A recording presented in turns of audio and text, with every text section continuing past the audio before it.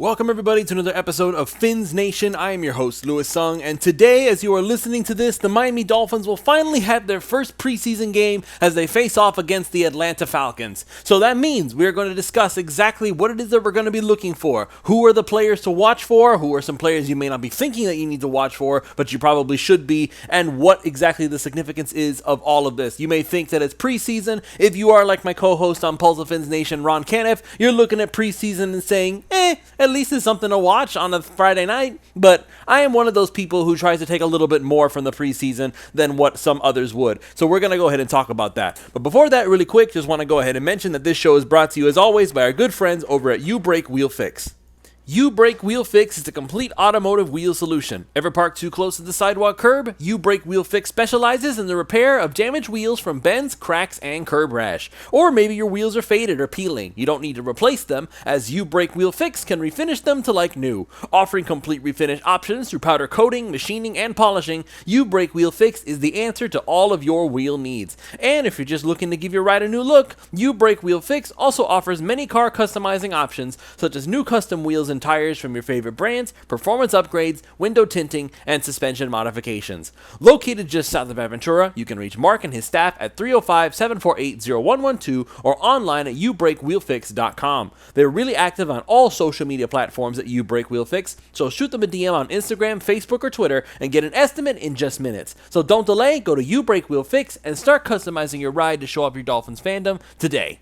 This show is also brought to you by PrizePicks.com. PrizePicks.com is the revolutionary fantasy platform where you can now pick up to 6 different players across professional sports leagues, which means that now you can go back to the NFL because the preseason is going on. You can also choose the NBA, the MLB, one of each. It's up to you to decide. Just choose whether your chosen player will get more or less than their projected stat. They give you free squares, special Taco Tuesday promos, and today is Flex Friday, which means that you can either get the money back if you lose up to $20 that you bet, or you can even multiply the amount of money you can normally win with a 6-player flex. So with that kind of offer, it's hard to justify not signing up if you are any kind of a fantasy sports fan. So use the promo code 5, that's F-I-V-E, and they will match up to $100 on your initial deposit when you sign up. Again, it's promo code 5, F-I-V-E. Go to prizepicks.com, use that $100 that you're going to deposit. They will give you $100 of their dollars for you to play with, and that way you can get started winning today at no cost to you until you end up betting through all that money. So if you are a really good fantasy sports player, you could multiply that $100 they give you 100-fold by the time they're done.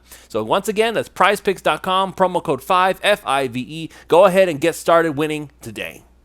So, as I said, tonight at 7 p.m., the Miami Dolphins are going to be facing off against the Atlanta Falcons for their first preseason game, and there are going to be a lot of players who end up being inactive for this game. We already know that's going to be the case. I am positive that we are not going to see the likes of Teron Armstead. I am positive that we are not going to see the likes of a Tyreek Hill. I am positive that there are going to be other players out there, maybe like a Javon Holland, Xavier Howard. We probably won't see any of them.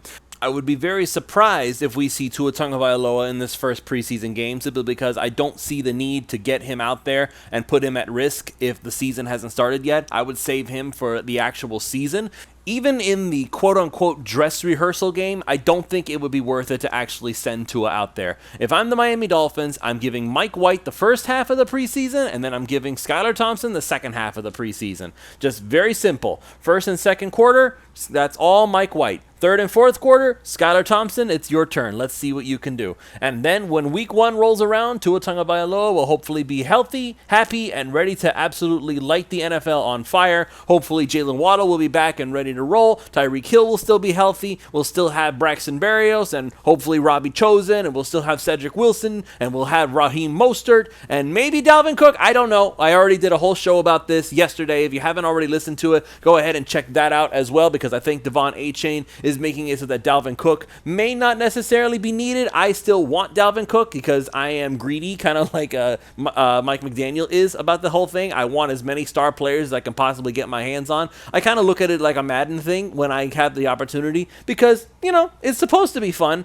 but Madden hasn't been all that for many years now, so I won't get too far into it. I will say that the last time I played Madden actually was in Madden 06 on my Nintendo GameCube, so Donovan McNabb was on the cover for that one, though that's how long ago it was.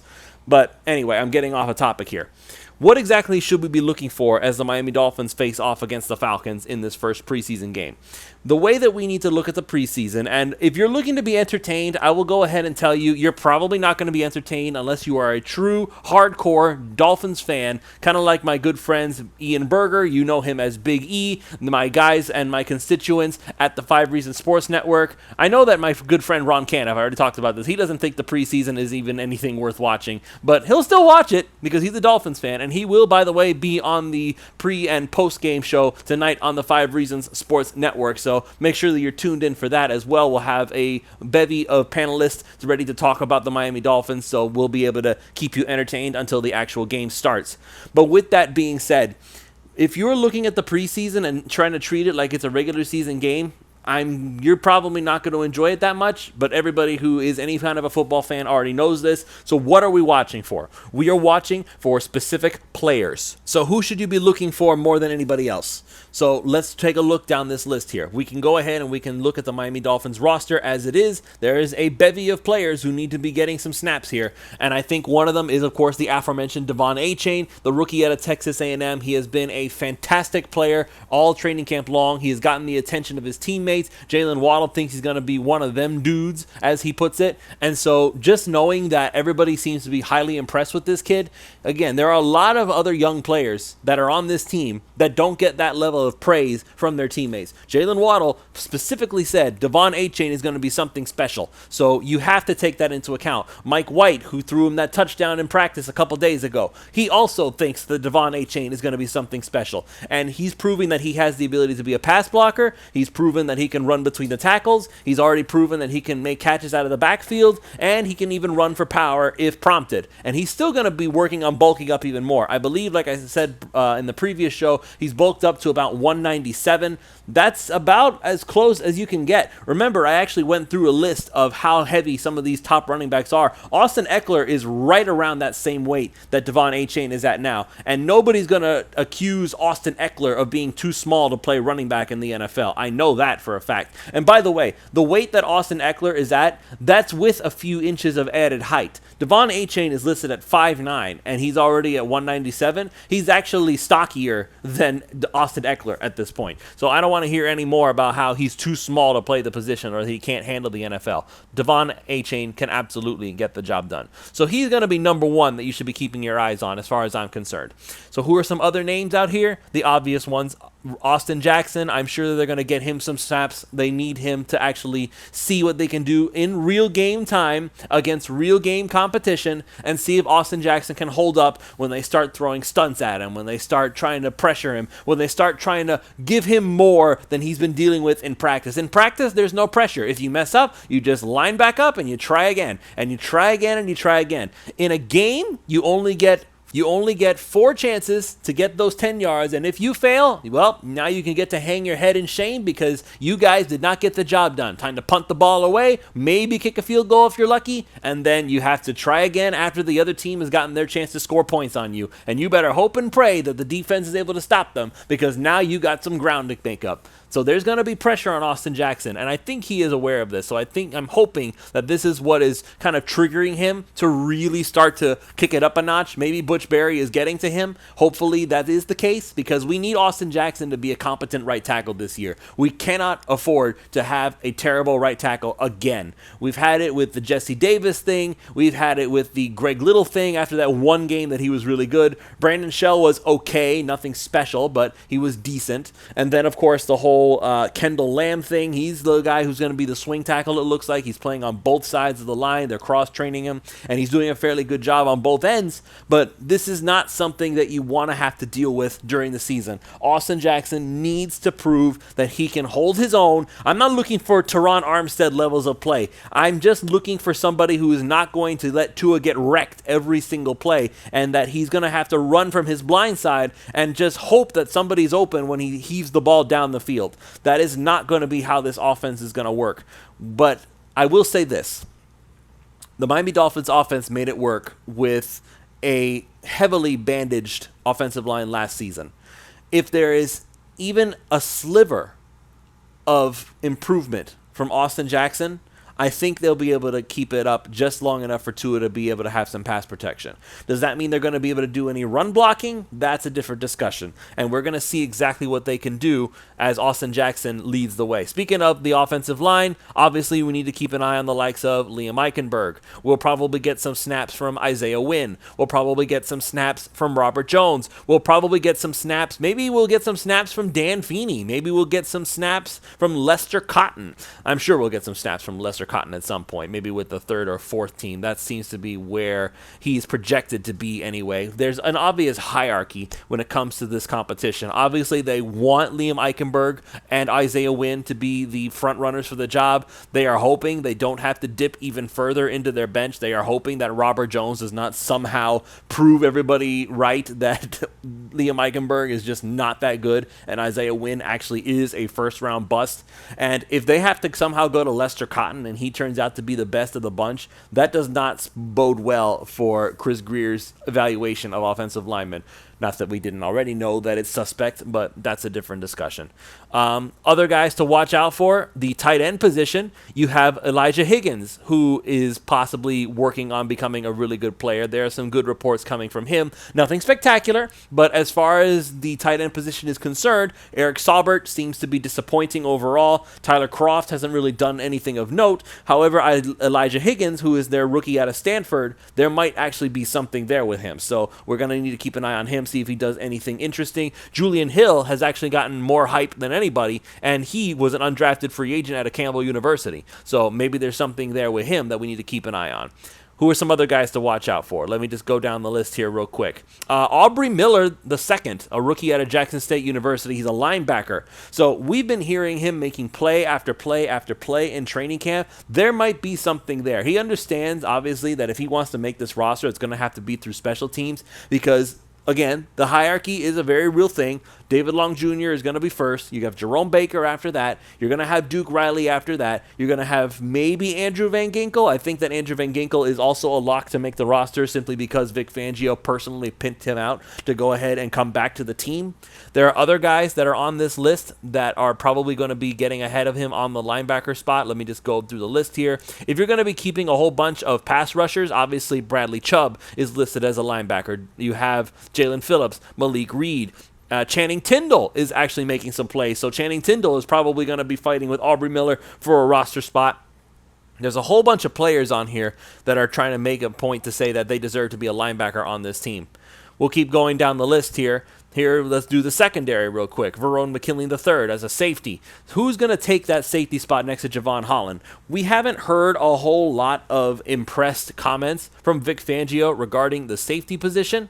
As a matter of fact, on August 4th, Vic Fangio was honestly very lukewarm about the safety position as a whole. He was asked straight up that they added Deshaun Elliott, they added Brandon Jones, they have Trill Williams, who is transitioning from corner to safety. And so he went ahead and they asked him, what do you think about these safeties and how much they can use these guys and the packages? Vic Fangio basically said, not right now. He said, this is the full quote, and I read it as this. Not right now. We're still looking for the guy to surface next to Javon. So once we find that, we'll see if we have a third one. We will see if we have a third one.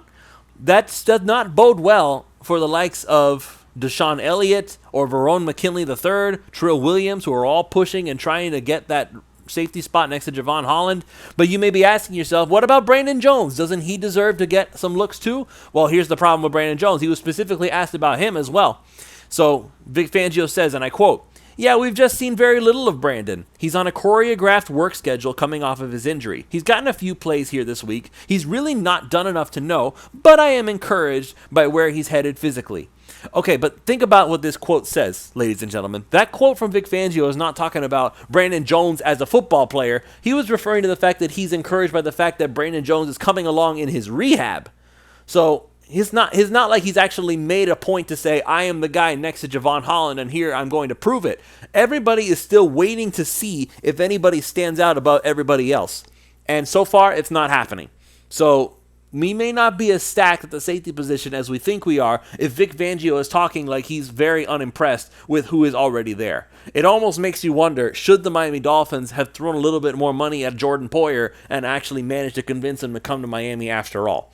But regardless, that's over and done with. Jordan Poyer is now happily paid in Buffalo, and the Dolphins have what they have. I still believe that Brandon Jones deserves a lot more credit than he's being given, but as Vic Fangio pointed out, there hasn't been a whole lot of play from Brandon Jones yet. So he's really only hurting himself at this point. He really needs to find a way to get back on that football field one way or another. So maybe we will see some of Brandon Jones. We're definitely going to see some of Deshaun Elliott. We'll definitely see some Trill Williams. We'll definitely see some Verone McKinley. So we will see if any of those safeties end up making a play against these Atlanta Falcons depth players.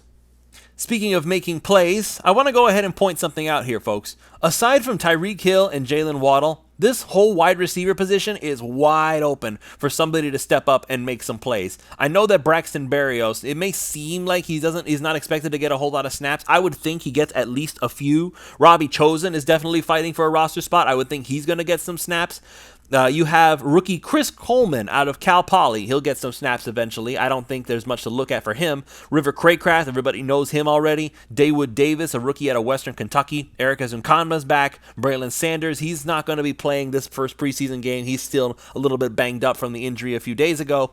Freddie Swain, and then you have Cedric Wilson Jr. So, once again, who are the guys we're watching at the wide receiver spot? Because you have to throw the ball to somebody. You can't just leave all the wide receivers out because they're so stacked. The only ones who are not fighting for a roster spot at the wide receiver position right now are Tyreek Hill and Jalen Waddle. Everybody else, it is fair game. And I think that if you are a Miami Dolphins fan, the ones you want to watch for the most, obviously, are Berrios, Chosen, Craycraft, Ezukanma, and Cedric Wilson Jr.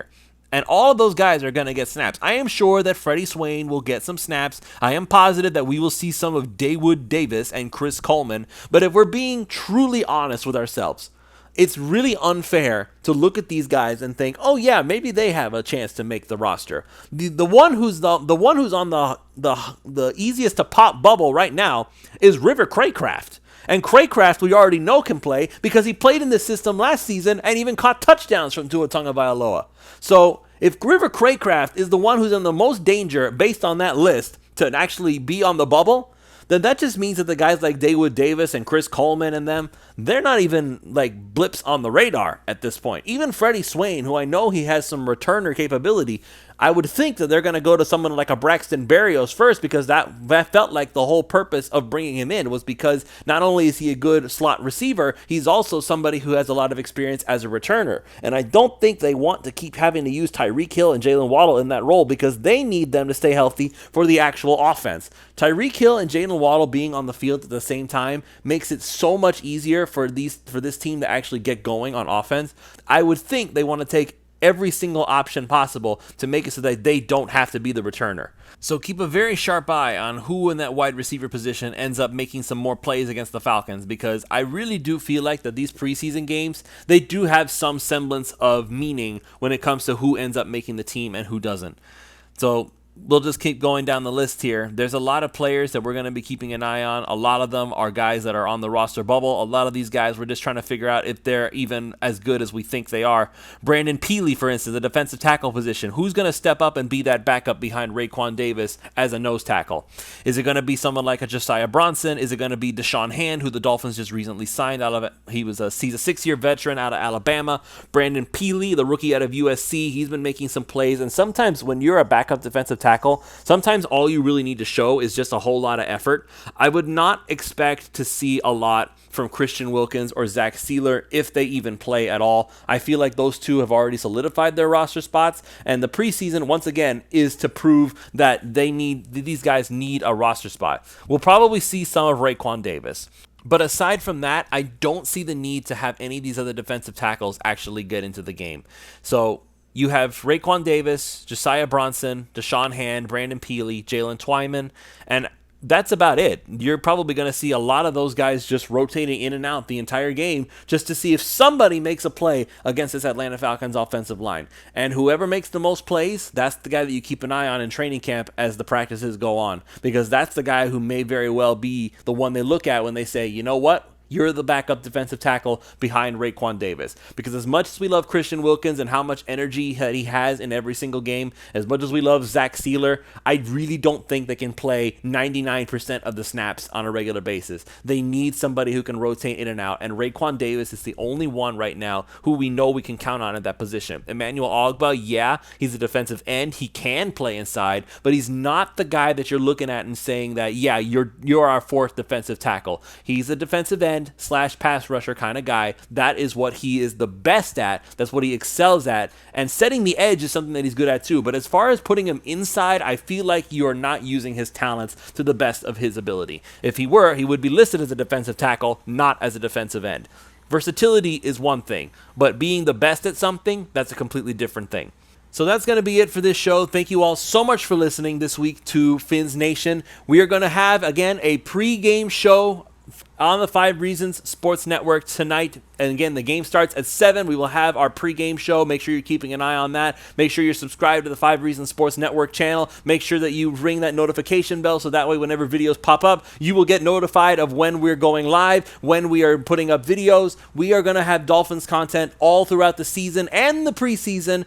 My co-host Ron Caniff and I will be hosting this pregame show. We'll be talking about some of the things that we are seeing, who we feel like is going to be showing up. We're going to talk about who is going to be inactive for this game because more than likely by the time the pregame show starts, we'll have much more of an idea of who actually is going to play and who is not. We'll see if there are any surprises on that list. We'll see if there are any not surprises on that list. We'll talk about what exactly we're hoping to see as we start getting more and more information about what to expect from this game. But make sure you're tuned in because we'll be having a lot of stuff to talk about. And we'll also have a post-game show right after the game is over to discuss everything that happened, everything that may not have happened, what we were hoping to see, what we didn't see, and we'll talk about what kind of an impact that has. So once again, thank you for listening. Go to prizepicks.com, use the promo code 5, that's FIVE, and they will match up to $100 on your initial deposit when you sign up. And also, You Break Wheel Fix. Reach out to Mark and his staff at 305-748-0112 if you need your wheels fixed or if you just want to give your ride a major upgrade. Again, that's 305-748-0112, or you can go online and get a quote at youbreakwheelfix.com.